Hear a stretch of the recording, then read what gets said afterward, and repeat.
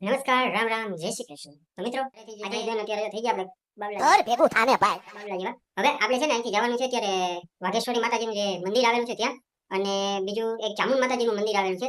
અને તો ચાલો હું તમને બતાવું આગળ જાઉં. તો મિત્રો આપણે નીકળી ગયા છીએ ઘરેથી ને અત્યારે કાળવા ચોકથી જ આપણે સીધો વિડીયો સ્ટાર્ટ કર્યો છે. તો અત્યારે તો મિત્રો આપણે પહોંચી ગયા છીએ ભવનાથનો જે ગેટ છે, ભવનાથ તળેટી જવા માટેનો ત્યાં. તો આપણે પહોંચી ગયા છીએ વાઘેશ્વર માતાજીનું જે મંદિર છે, જવાનો રસ્તો ત્યાં. અને આ જે નીચે મંદિર છે એ એમ કહેવાય છે કે 200 વર્ષથી આ નીચેનું મંદિર અહીંયા માતાજીની સ્થાપના મંદિરની કરવામાં આવી હતી. જે ઉપર જે મંદિર છે એ મંદિર અંદાજિત 700 વર્ષ જૂનું છે. તો ચાલો આપણે ત્યાં પણ જઈએ અને એ પણ તમને બતાવું છું.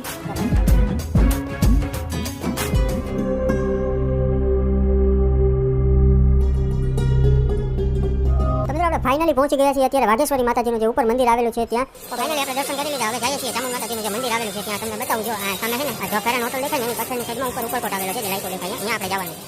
એને છે ને આ જે જગ્યા છે ને ઉપર મંદિર ત્યાં